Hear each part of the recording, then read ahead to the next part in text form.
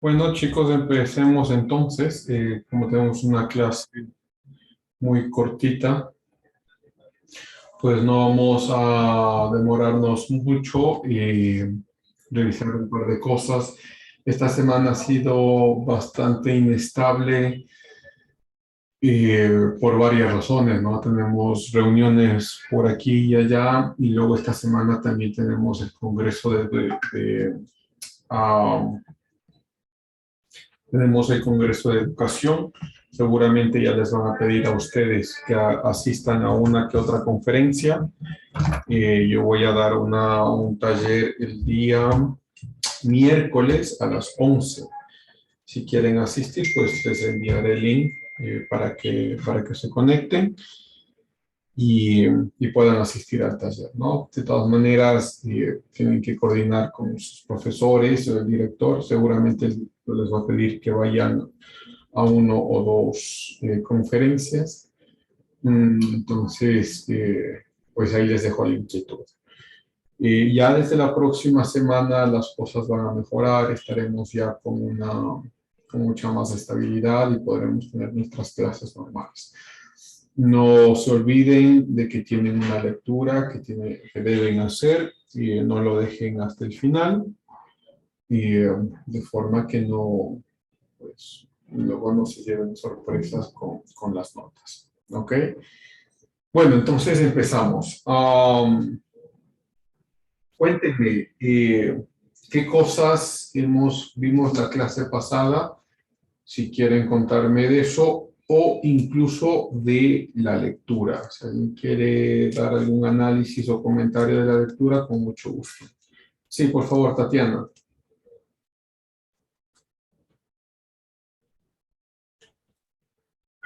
Profe, no sé si se me escucha.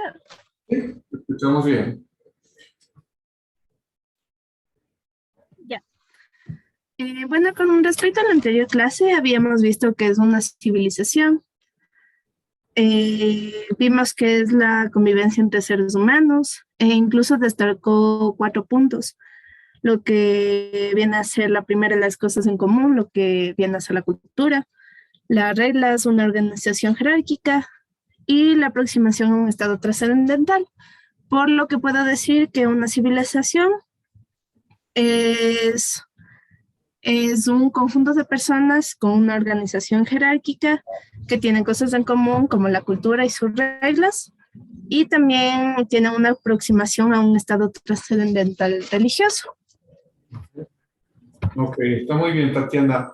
¿Tú crees, mira, nos detenemos un rato contigo, ¿tú crees que se nos ha perdido algún punto por allí que debería añadirse? ¿O crees que son suficientes eso para la consideración de una civilización, ¿no?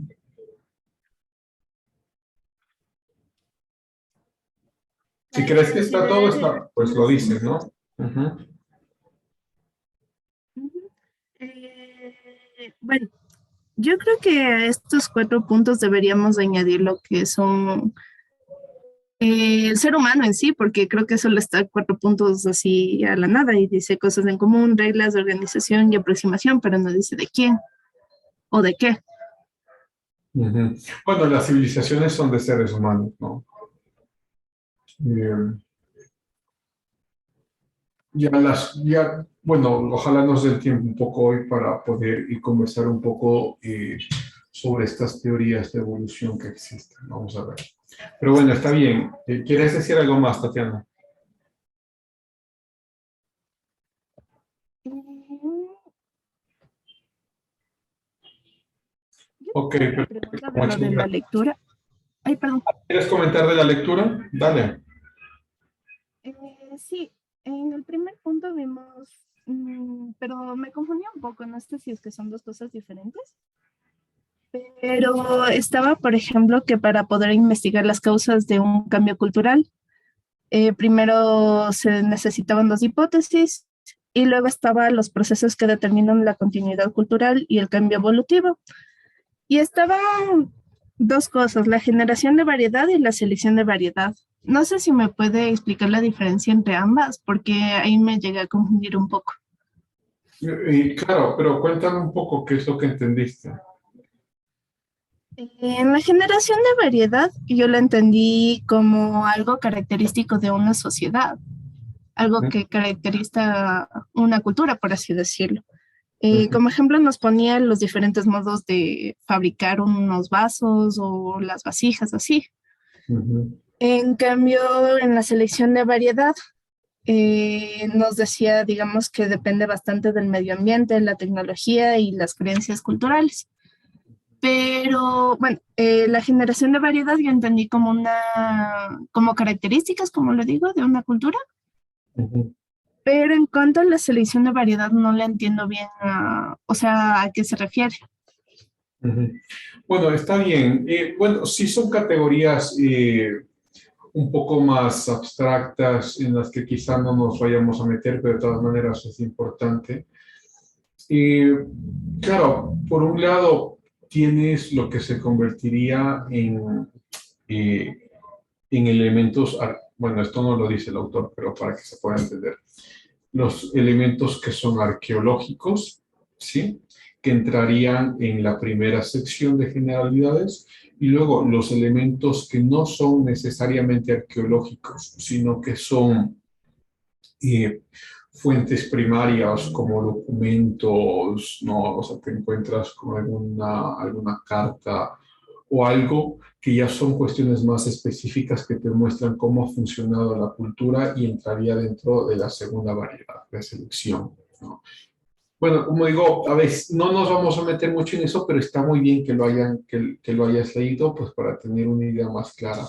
En la primera parte, por ejemplo, en la de la parte arqueológica, no sabes muy bien cómo es la cultura, sino que más cuestiones generalizadas por las interpretaciones que les puedes dar, por ejemplo, las iconografías que encuentras, ¿no? En la arqueología, porque claro, algunas vasijas vienen tintadas, otras vienen con algún icono allí, y le puedes dar algún tipo de interpretación. Mientras que por el otro lado, y cuando ya te encuentras, por ejemplo, vamos a suponer algo que ustedes conocen, supongo que muy bien, te encuentras con las cartas de Pablo, que son las cartas de la Biblia del Nuevo Testamento, que son históricas. Ya cuando lleguemos allá les contaré porque hay mucha versión que circula en personas que no se dedican mucho a la historia antigua y que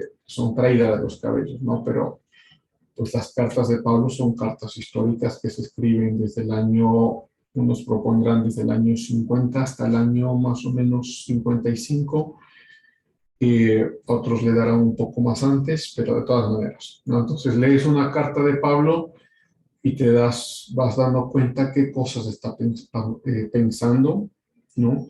Qué cosas están alrededor. Eh, un gran compañero de los viajes de Pablo era Lucas. Y cuando encuentras entonces la descripción de los hechos, ¿sí?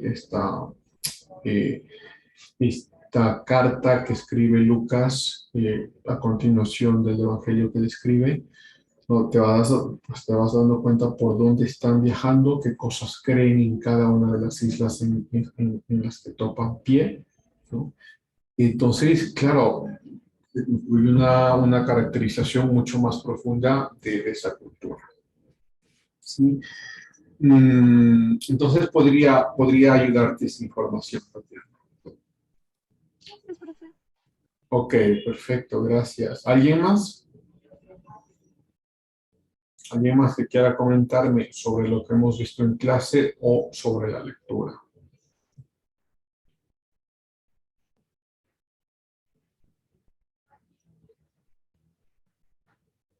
Ok, nadie más. Eh, entonces, vamos a ver. Empecemos, vamos a ponerlo acá para compartirlo.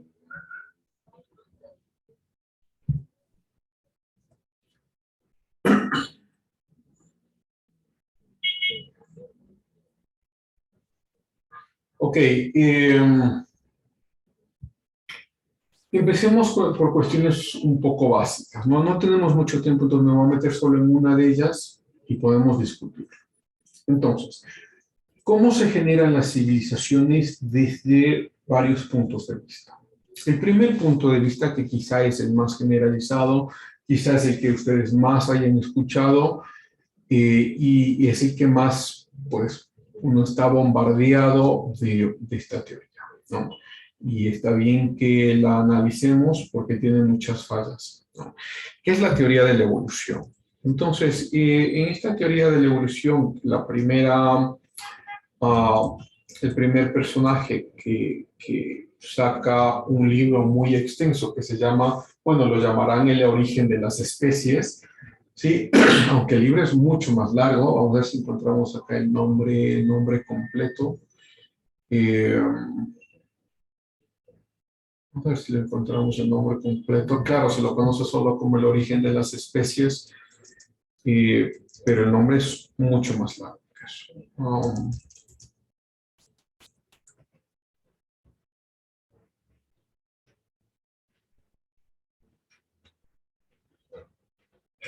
Vamos a ver si lo tenemos acá. ¿Cuál es el origen? ¿Dónde está el nombre completo? Perdido. Se me está perdiendo. Vamos a buscarlo.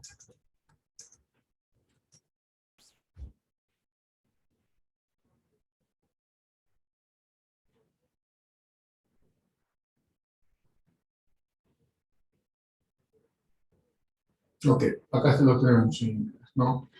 Entonces, el nombre original es On the Origin of the Species by Means of Natural Selection or the Preservation of the Favored Races in the Struggle for Life.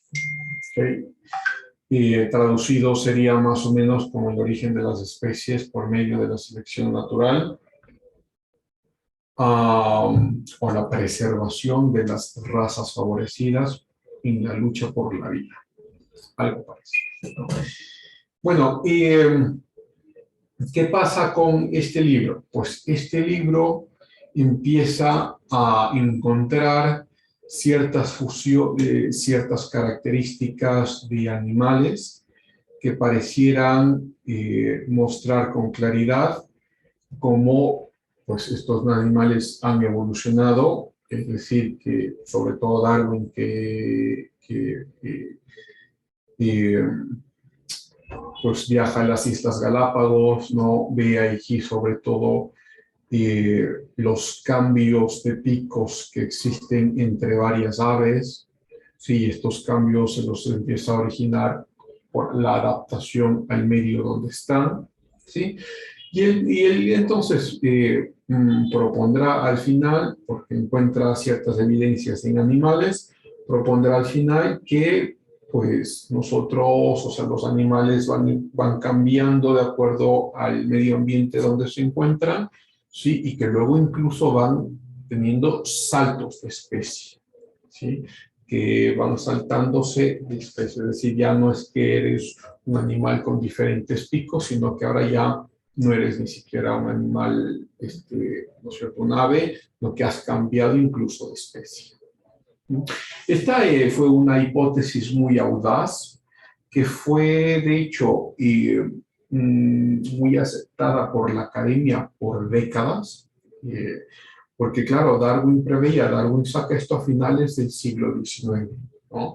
Y él dirá, entonces, si es que ustedes pueden ver mi mano, ojalá la están viendo, ¿no?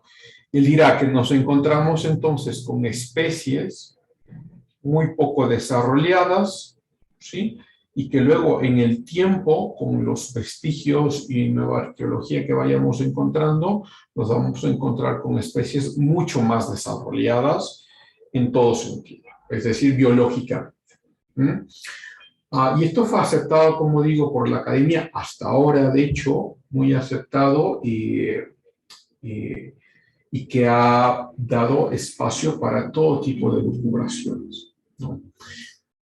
Luego, esto es lo que pasaba en el finales del siglo XIX. ¿Qué pasó a finales del siglo XX? A finales del siglo XX nos encontramos que empiezan a aparecer vestigios, por miles y miles de vestigios de nuevos animales que se van encontrando, pero que luego estos animales se van encontrando en una misma temporalidad, que se llama el periodo cambriano, o cámbrico lo llamamos, ¿no? ¿Cuál es este periodo cámbrico? Vamos a ver si encontramos acá. Es un periodo específico,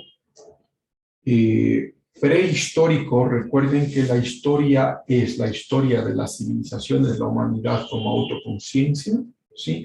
Y antes del estudio de estas civilizaciones se convierte en prehistoria, ¿ok? Bueno, hay debate allí y demás, pero en términos generales pueden llevarse eso. Entonces, ¿qué pasará entre los 500 millones de años hasta unos 485 millones de años? Y entonces los miles de vestigios que se han empezado a encontrar a partir de finales del siglo XX, sobre todo en la China, todos, o la mayor parte, el 90%, se encuentran en este periodo cámbrico. Y empieza un debate mucho más fuerte sobre la evolución. Es decir, si Darwin, ojalá me estén viendo en este momento, ¿no? Si Darwin había previsto, hagamos acá mejor, para utilizar mi mano, voy a utilizar la pizarra. Déjenme anotar, vamos a pizarra. Ok, entonces, supongamos que, ¿no es cierto?, tú tienes acá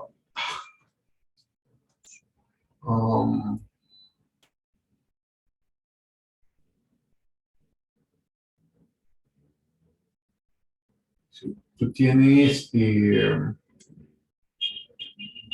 pues, dos padres, cualquier especie, ¿sí? Imagínate cualquier especie.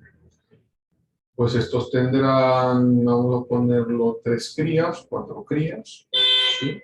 Estos se juntarán con otros, cada uno tendrá sus 4 crías, ¿sí? Se están moviendo estas cosas, pero ustedes me van entendiendo qué es lo que quiero decir. Cada uno tendrá sus 4 crías, ¿no? Bueno, voy a hacer solo uno. Cada una de estas crías luego tendrán 4 crías más, ¿sí? Y luego cada una de estas tendrá otras crías más. Bueno, el gráfico está malito, pero ustedes me van a entender. ¿Okay? ¿Qué es lo que pasa acá? Que esto, lo que está pasando, es en un periodo de tiempo, ¿no? Es decir, vas desde un tiempo cero hasta cualquier tiempo que te imagines. En este caso, vamos a poner desde 500 millones de años, ponle hasta el punto cero, supongamos, ¿no? Que sería el nacimiento de Cristo. Entonces, ¿qué es lo que vas a esperar en el tiempo? Vas a esperar en el tiempo que cada vez más encuentres muchos más vestigios. O sea, en el tiempo, aquí encontrarás unos poquitos, acá encontrarás más, acá encontrarás más, y cada vez que va pasando el tiempo encontrarás más vestigios. ¿Okay? Bueno, ¿qué es lo que ha pasado en los últimos años del siglo XX y siglo XXI, ¿no? Hasta donde estamos? Que se encuentran cientos y cientos de vestigios, pero resulta que estos vestigios no se los va viendo como lo estamos viendo, sino que la mayoría, le digo, estoy diciendo el 90% de estos vestigios, se los está encontrando en este mismo periodo, en el periodo cámbrico, lo que se llama la explosión cámbrica. Pero para que exista esta explosión cámbrica, de acuerdo a la teoría de Darwin, deberíamos tener cada más vestigios en épocas anteriores, ¿no? Y menos en épocas anteriores, ¿sí? De esta forma. Pero no, cada vestigio que nos vamos encontrando resulta que están en este mismo periodo, ¿no? En el periodo cámbrico. Entonces, ¿qué es lo que ¿Qué es lo que ha pasado en las ciencias en estos últimos, pongámoslo, 40 años, porque estamos en el 2021?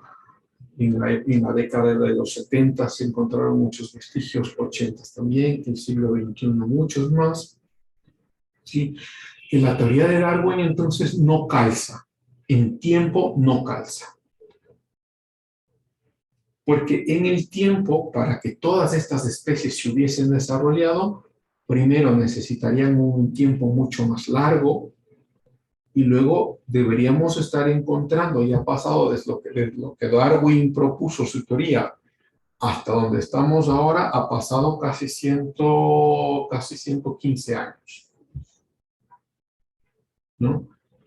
Y deberíamos ya haber encontrado estos vestigios y no lo hemos hecho. Todos siguen apareciendo en el mismo periodo.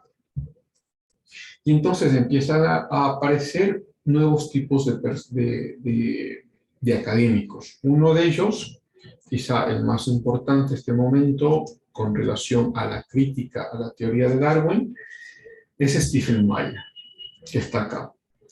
Stephen Meyer entonces menciona, primero tenemos un problema de tiempo. No hay suficiente tiempo para que estas especies se desarrollen. Y cuando lo tomas en el caso del ser humano, tampoco. O sea, no hay suficiente tiempo para que las especies que supuestamente deberían estar por detrás del ser humano se hayan desarrollado. Sino que se necesita un espacio mayor, un mayor espacio de tiempo. Y segundo, pues por lo menos en estos primeros, en esta primera crítica, pues que los vestigios que seguimos y seguimos encontrando siguen apareciendo en el periodo cámbrico. Luego, él escribirá un libro muy interesante. Vamos a ver si encontramos acá los libros de él.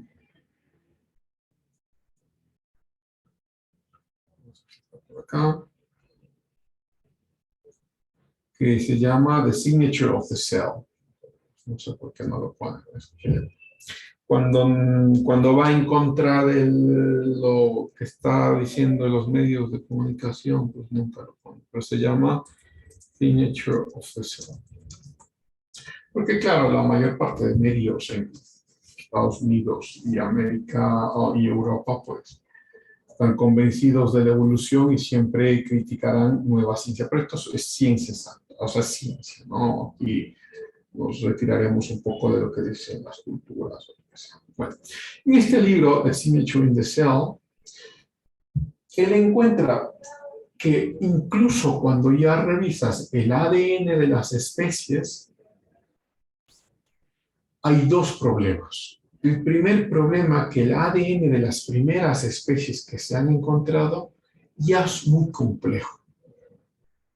O sea, tú vas retrocediendo en el tiempo y el ADN de las primeras especies que te encuentras ya es muy complejo. Tan complejo, dirá él, como la existencia del ojo. El ojo, y esto ha sido estudiado por algunos académicos, la funcionalidad del ojo tiene varias aristas, ¿no? Con varios nervios, con una visión en la mayor parte de los casos al revés. Nosotros vemos, o sea, lo que perciben nuestros ojos es de abajo hacia arriba y luego el ojo hace la transformación hacia virar la imagen para que tu cerebro la pueda entender.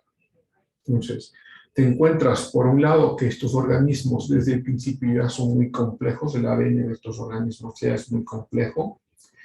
Y segundo, él dirá, el ADN funciona como códigos de información, porque el ADN te va diciendo cómo debes tener, por ejemplo, los dedos, cómo debes tener tus ojos, cómo debes tener tu pelo, de qué color, cómo funciona tu organismo, tus órganos, incluso las enfermedades que puedas tener, todo se va codificando en el ADN. ¿Sí? Y él preguntará, si las primeras especies que nos encontramos ya tienen ADN, ¿de dónde sale esta información? Si no encontramos especies anteriores, ¿de dónde sale entonces esta información? y empieza una crítica muy feroz a la teoría de la evolución. ¿Sí? Esto es lo que está pasando en la academia este momento. Este libro salió, ustedes lo pueden ver acá, sale en el 2019. Los años siguientes ha sido un debate muy, muy profundo. ¿Sí? Él tiene, claro, este otro libro anterior. Ah, no, acá está el 2013, pensé que era anterior. La duda de Darwin. Pues resulta, y aquí el mismo autor, Stephen Meyer, mencionará, pues Darwin ya había visto este problema desde que él mismo escribió eh, eh, la teoría de las especies, ¿no? El origen de las especies, este libro que acabamos de ver. ¿No? Y Stephen Meyer entonces dirá, Darwin ya había visto que incluso los pequeños vestigios que teníamos en el siglo XIX, todos estaban en el periodo cámbrico. Y él, con fe, pensó y propuso que en los próximos 100 años, pues veremos, cuando encontremos más vestigios, cómo esto se va organizando casi como que fuera un árbol, ¿no? Es decir, de menor a mayor. Pero ya ha pasado más de 115 años y no nos encontramos eso. Nos encontramos, de hecho, lo opuesto. Sí que hay un periodo específico al principio que ya hay muchísimas especies. Entonces, cuando ya nos vamos a la idea del ser humano y cómo el ser humano supuestamente ha evolucionado, claro, esta es una adaptación de Darwin, ¿no? En el periodo de Darwin no teníamos mucha información. Y lo que se va encontrando es información durante estos últimos siglos, pues de decenas de años, ¿no? Espera, ¿dónde me metí? Creo que me metí al... Vamos a verlo.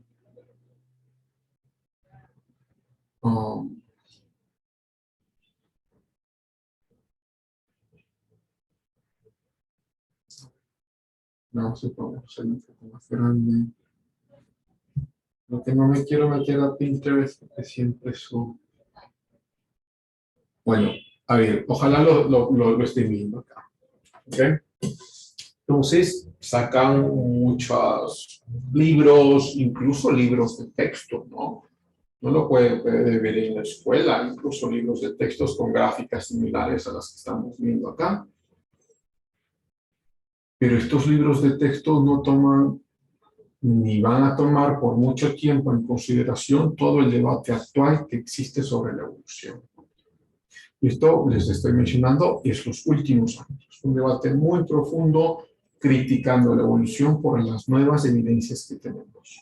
Entonces, hemos mencionado evidencias de los fósiles, hemos mencionado evidencias del ADN, ¿sí? Y luego, estas de acá. Déjenme hacer un par de acotaciones. ¿Qué pasa con el Australopithecus? Que es el que tenemos acá. ¿Sí? En principio, se creía que el Australopithecus era bípedo, o sea, que ya se había parado y estaba en dos. Y la más famosa de ellas, se llama, supongo que ustedes algún rato lo han escuchado, se llama Lucy. Parece la película, ¿no?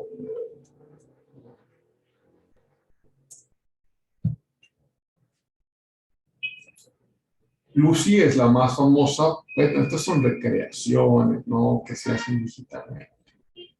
Porque de Lucy, esto es lo que se encontró de Lucy, nada más. Si ven ustedes acá, este es el fósil que se encuentra de Lucy.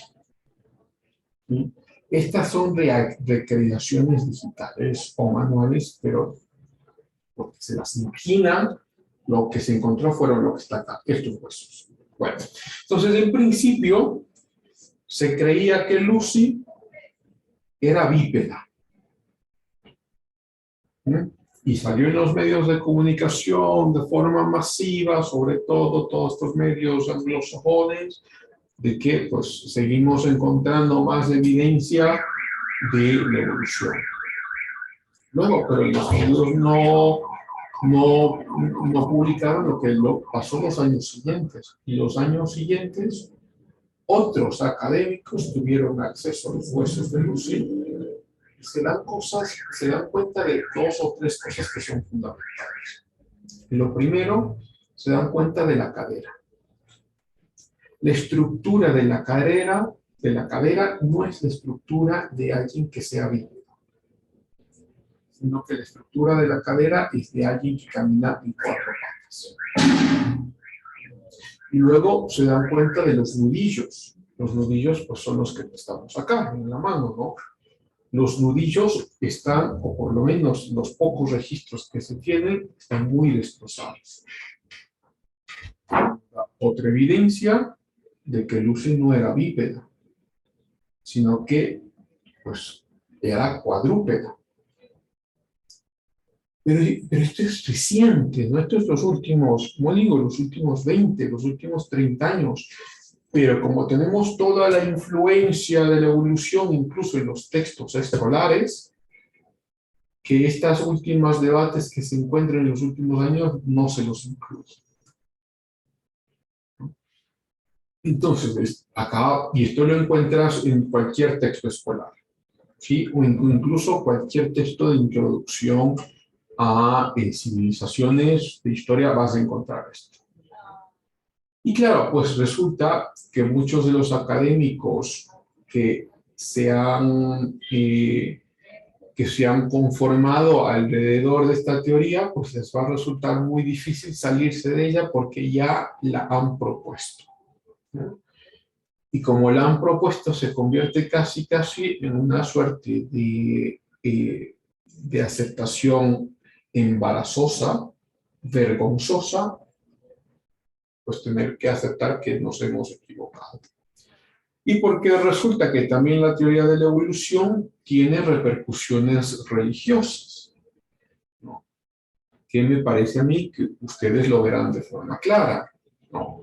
Repercusiones religiosas porque de acá, claro, sale todo un movimiento ateo diciendo, bueno, lo que nos han dicho y lo que nos han contado desde el principio no es verdad. La ciencia nos está diciendo una cosa diferente. Pero luego encuentras nueva información, nueva evidencia, pero tu corazón y tu mente ya es ateo. No puedes aceptar la nueva evidencia. ¿Sí? ¿Qué es lo que pasa? Por ejemplo, entonces, voy a mencionarles un par de autores más. Entonces, Stephen Meyer, ¿sí?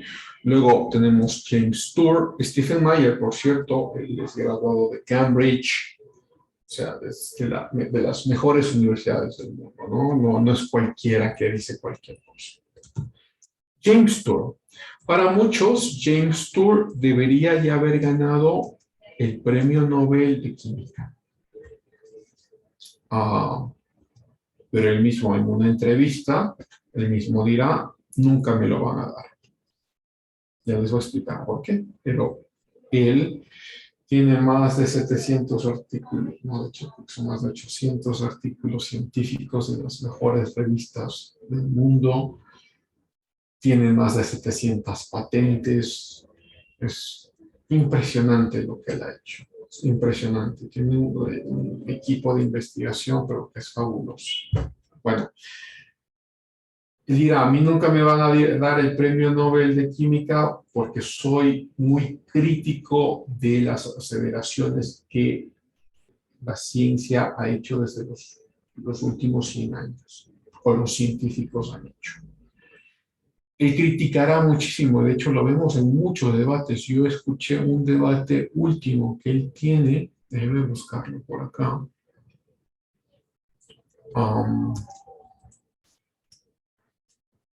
Exacto, con Lee Cronin.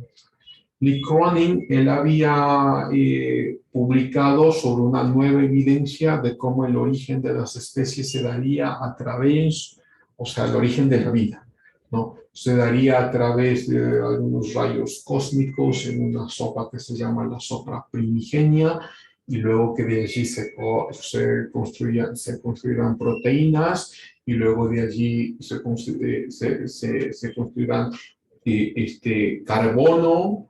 Hay algún otro elemento más ahí que se necesita para la construcción de la vida, y que luego se va como una pieza más de la teoría de la evolución.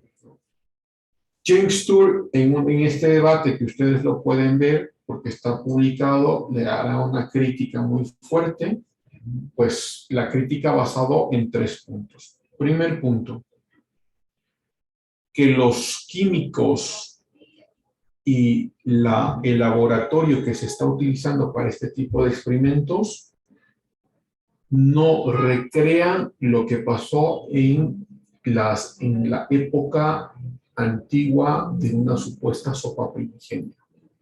¿Y qué dirá él? Pues el científico tiene que venir ya con los químicos que ha comprado en alguna farmacia específica, tendrá que poner la temperatura adecuada y exacta para que se puedan crear las proteínas. Luego él mismo tendrá que introducir un poco de carbono para poder generar algo allí. Luego él mismo tendrá que poner algo de energía, es decir, lo que está diciendo él es, o sea, lo que está es recreando la funcionalidad de Dios. Dios pone esto aquí, acá, acá y acá, y entonces ahí creamos algo. Y aún así, te dirá en el segundo punto, nadie nunca ha creado vida. Porque no hay cómo crear. James Tour, estamos, pero lejos, lejísimos de pensar que la vida se creó así. Él ha estado muy dispuesto a debatir con, bueno, Lee Cronin es un científico muy reconocido, pero ha estado dispuesto a debatir con gente de mucho renombre. Aquí lo vemos con un académico que es de la India, Srinidas, si no estoy mal. Así aquí está, Josh Srinidas. Sí.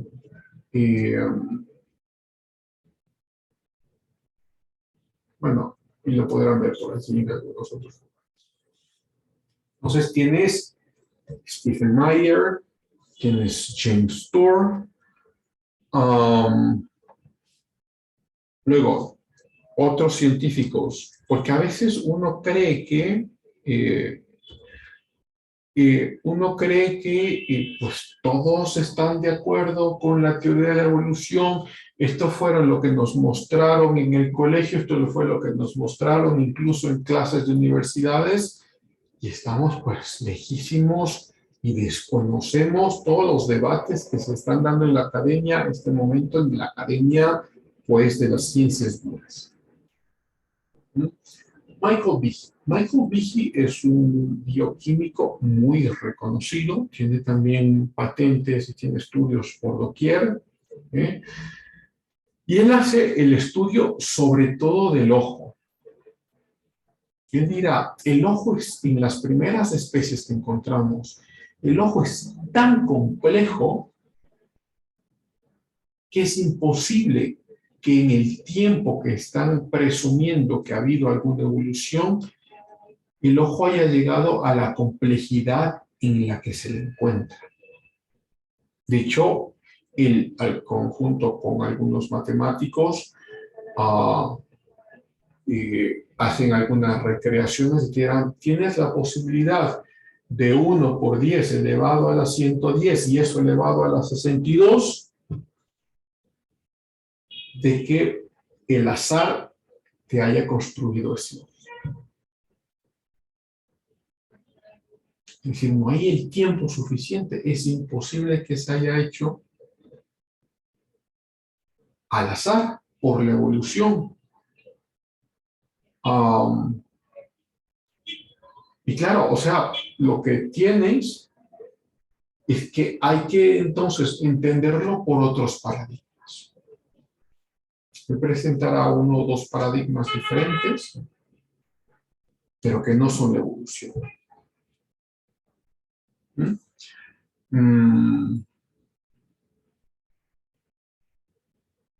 Bueno, tienes ahí, he mencionado algunos, Stephen Meyer, James Tour, está Michael Behe y quizá uno por otro ya. Creo que yo mencioné la clase pasada, creo que mencioné a John Lennox, a este matemático de Oxford, que propondrá cosas similares. Y bueno, alguno que otro por allí que quizá pues lo estoy perdiendo de vista. A ver si lo encontramos, a ver si es que hay alguien que lo sugiera. Mira, justo. David, claro, ¿cómo voy a olvidarme de David Berlinski? Berlinski es el científico, o fue por lo menos por mucho tiempo, el científico más importante de Europa. Él por varios años fue el director de la Academia de Ciencias Físicas de Francia. No creo que ya lo sea, pero fue por muchísimo tiempo. Centro de Ciencia, Cultura, no, es otro. Mantener un PhD en Princeton, imagínense. Bueno, no encuentro el nombre. Él escribirá, David Berlinski escribirá un libro muy famosísimo, vamos a ver si lo encontramos acá,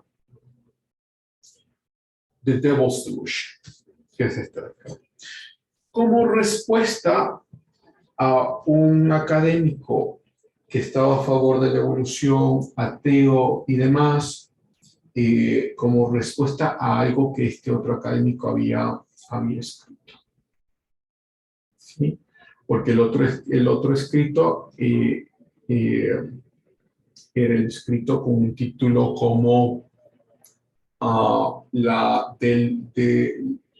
el desequilibrio religioso de las ciencias, algo parecido. A ver si lo encontramos, ya lo voy a ver.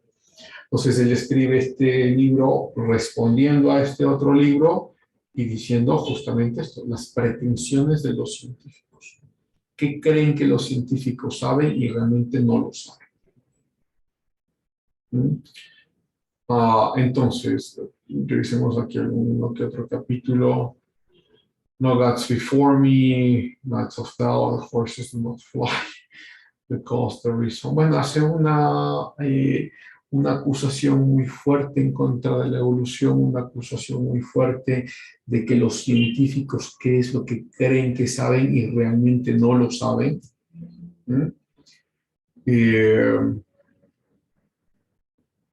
Y David Berlinski ha sido también, bueno, ya está viejita, ¿no? Pero ha sido invitado a muchos debates. Vamos a ver si encontramos por acá. Mira, está Stephen Meyer, quien lo felicita por el libro.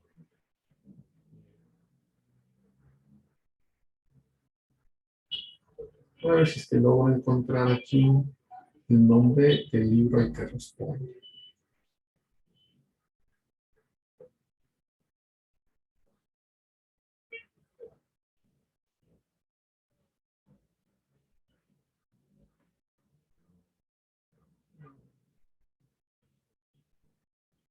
Bueno, a ver, el otro académico se llama...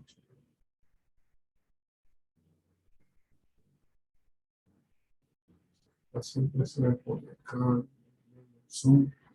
A ver, el otro es Richard Dawkins, que es quizá el más feroz proponente de la evolución.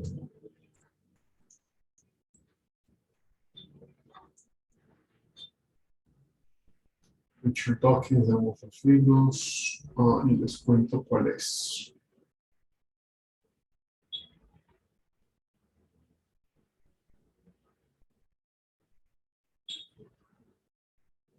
Creo que es el espejismo de Dios, me parece que es eso. Bueno, no importa, regresemos a nuestro tema. Entonces, cuando tú te das cuenta que hay una variedad, cuando realmente te das cuenta, porque aquí estamos como invadidos, ¿no?, por toda esta creencia de más de 70 años. ¿No?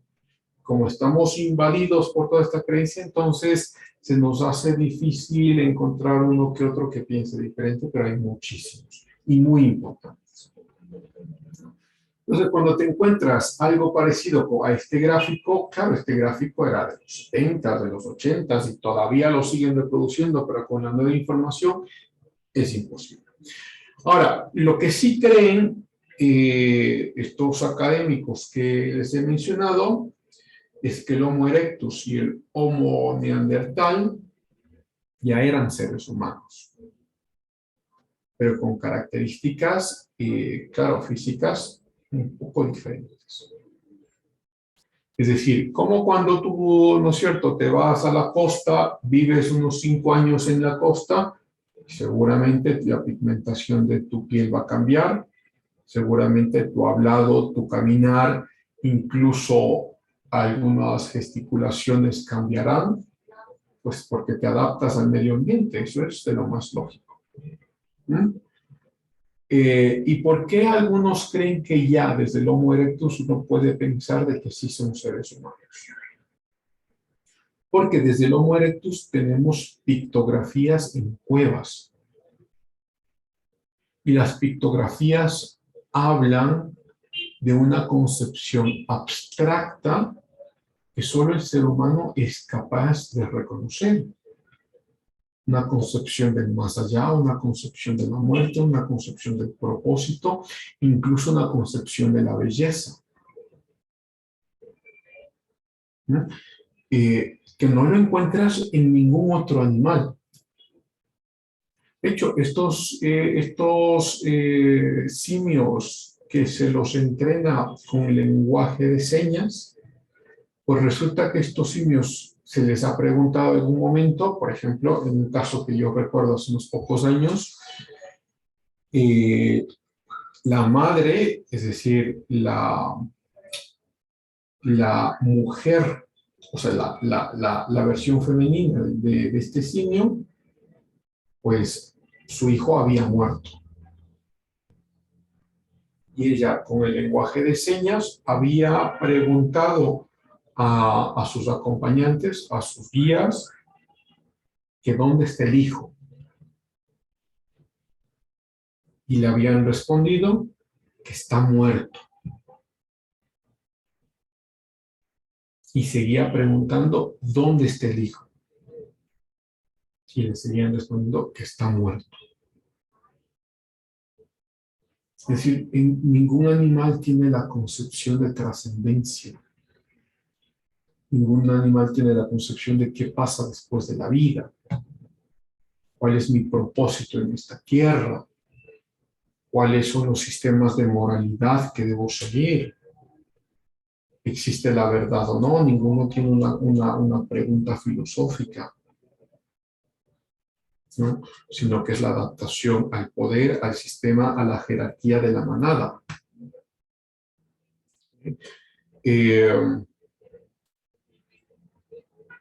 Y entonces, como si te encuentras estos aspectos en el Homo erectus, muchos empiezan a proponer, y digo muchos, pues en estos últimos años, ¿no? Uno de ellos, el muy famosísimo filósofo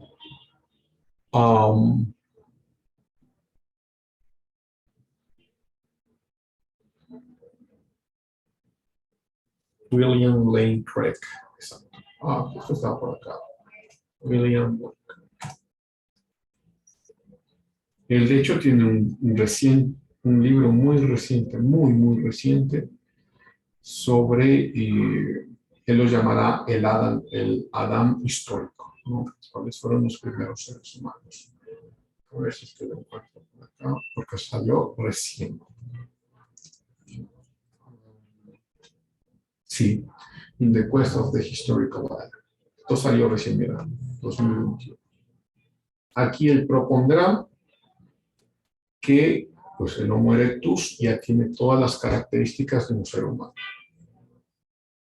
Pero claro, es un ser humano que apenas se está desarrollando, que apenas tiene habilidades, que tiene habilidades comunicativas, que tiene arte, porque encuentras en las cuevas, pues que hay pictogramas, ¿no? O sea, hay una concepción de arte, hay una concepción de belleza, una concepción de trascendencia, ¿no?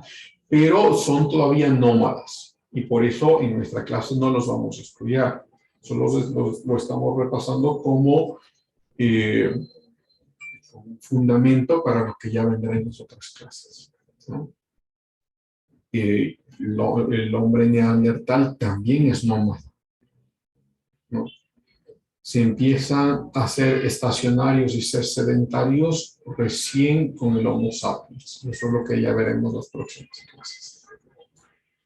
Entonces, para terminar esta parte, pues, si bien es cierto que por muchos años y decenas de años se nos ha presentado la evolución como una ciencia dura y que todo el mundo está de acuerdo, pues no se ha enterado y no nos hemos enterado de todo el debate que está pasando en la parte científica en los últimos 20 años, al menos los últimos 20 años, ¿sí?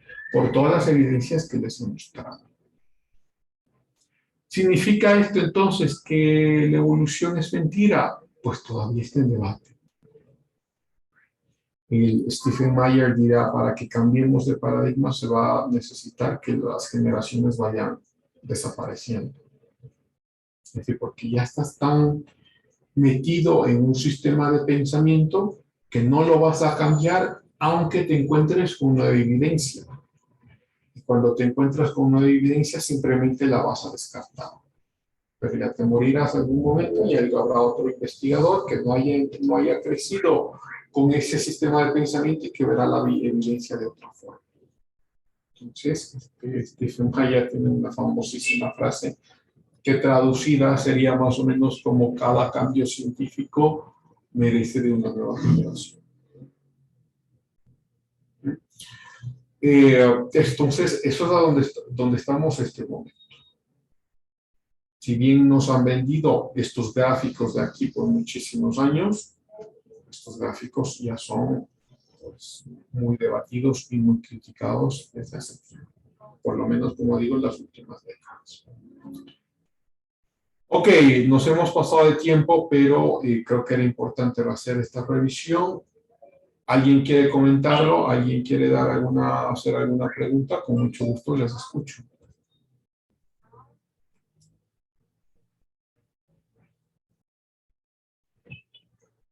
Sí, Areli, por favor. Bueno, profe, más que todo me parece muy interesante porque pues nos han metido el hecho de que nosotros venimos de un proceso evolutivo que creo que antes no se nos había ocurrido pensar si eso era cierto realmente, por qué o cómo. No sé si también a mis compañeros, pero a mí en algunos momentos se me vinieron dudas como por qué si evolucionamos por tanto tiempo, dejamos de evolucionar o qué sucedió. Y bueno, es muy interesante y sí sería bueno adaptarnos a estos nuevos paradigmas que están saliendo, comprobar, ver si pueden ser ciertos, ver si no, y no sé, investigar más también por nuestra parte. Sí, sí, está muy bien, Areli, es verdad. Y no crean que sus profesores tampoco saben, porque esto es como, aunque digo, son los últimos 20 a 30 años, pero es nuevo todavía. ¿Significa esto que los científicos en Estados Unidos ya no aceptan la evolución? No, muchos la siguen defendiendo. Pero nuestra labor, por lo menos en el lugar donde estamos este momento, yo como profesor y ustedes como alumnos, es presentarles las dos caras de la moneda. Por el un lado tienes entonces casi más de 100 años donde nos meten toda esta historia, pero no te presentan la otra parte, que en los últimos 30 años hay muchísima información contraria a esta teoría. Y muchos académicos de nombre muy renombrados y muy famosos que también la han criticado.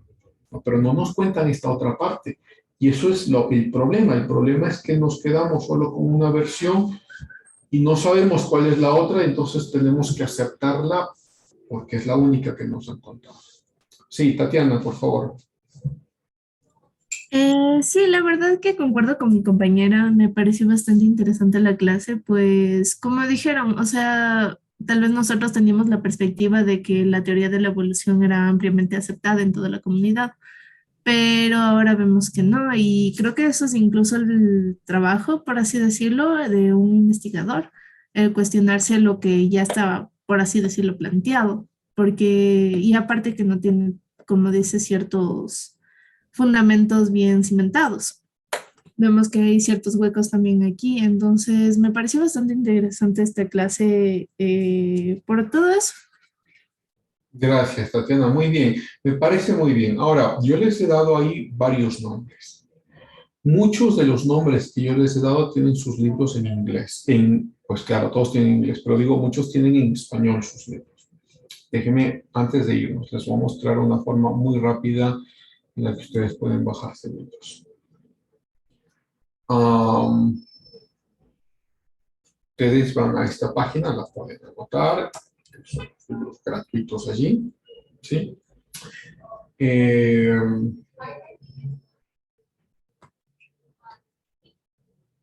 A ver si se nos abre porque el internet ha estado muy lento. Los he dicho Stephen Meyer. De hecho, el último libro que tiene Stephen Meyer es ¿y por qué no nos planteamos otra vez lo que los científicos pensaban antes de Darwin? Que había un Dios que estaba por detrás de la creación. Y él lo presenta en su último libro. A ver, pero déjame buscar acá el libro exactamente cómo se llama. Stephen Meyer. Return of the Guide, pues. Pero si quieren empezar con algo mucho más concreto, quizá Darwin's Doubt es la duda de Darwin es muy profunda.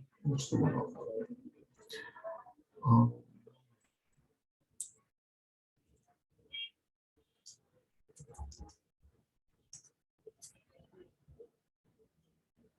el Darwin's Doubt está acá, ¿no? Entonces ustedes lo pueden ver aquí, tiene en inglés. Seguramente hay alguna versión por allá, hay que buscarlo en español. Y yo sí he visto en español, ya estos libros ya han sido traducidos al español. Pero les muestro, le dan un clic. Y ya, le dan aquí en Download. Si tienen ustedes una aplicación gratuita de leer libros, que hay muchas que se pueden bajar gratuitamente, pues le dan un clic acá y luego lo pasan a la aplicación y lo empiezan a leer. Mira, que acá está. Este es Richard Dawkins Solution. Les había dicho sobre Richard Dawkins, ¿no? Este ateo, bueno, que es el proponente más feroz de la evolución.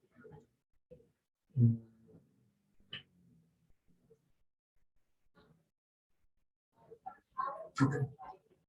Entonces ahí tienen opciones para ver.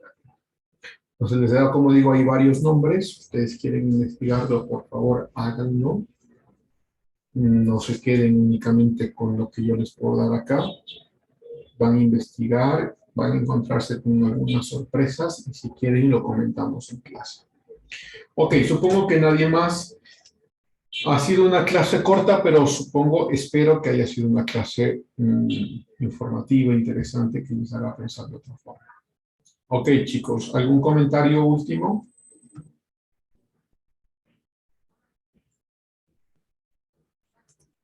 Supongo que no. Déjeme, abro muy rapidito la asistencia y nos vamos. ¿Cuándo tengo clases con ustedes? ¿Cuándo es la próxima clase? El miércoles. Miércoles de 11 a 1. Miércoles de 11 a 1.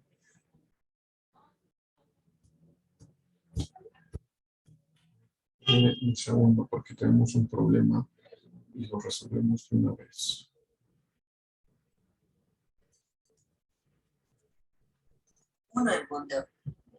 Ok, sí, tenemos un problema. Yo el día miércoles voy a dar un taller en este congreso de educación que estamos pasando esta semana.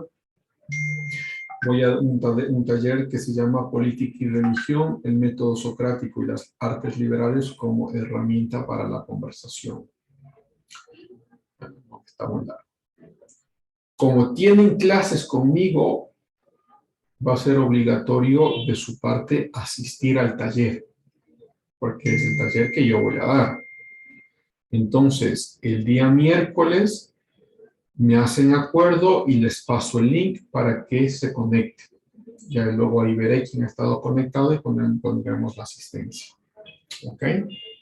Por favor, recuerden. ¿Listo? Déjenme abrir rapidito la asistencia y nos vamos.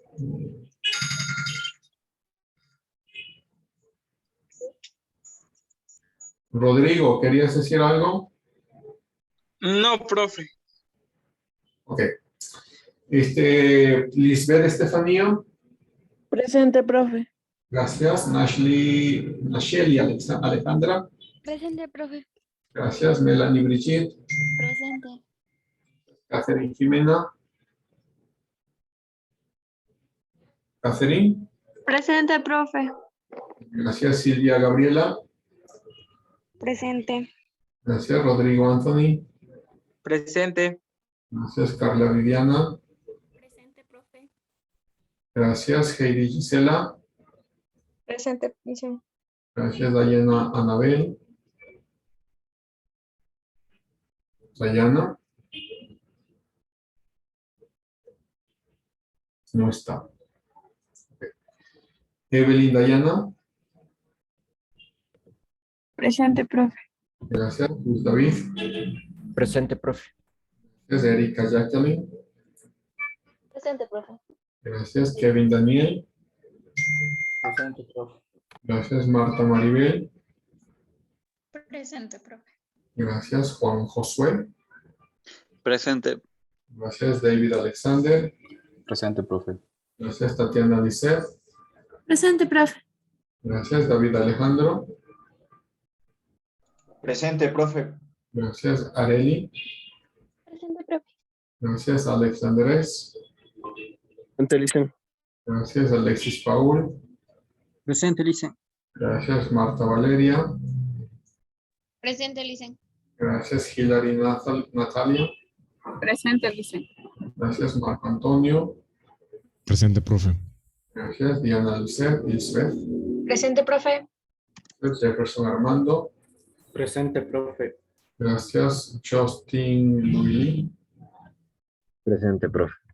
Gracias. Catherine Giselle. Presente, profe. Gracias. Franklin Joel. Presente. Gracias. Ana Lucía. Ana Lucía. No está. Ok. Edwin Joel. Presente, profe. Gracias. Natalie Diana. Presente, profe. Amanda Selena. Presente, profe. Listo. Muy amable. Gracias. Nos vemos el miércoles, chicos. Cuídense. Gracias, profe. Cuídense. Gracias, profe. Gracias, profe. Que le vaya bien. Gracias. Igualmente.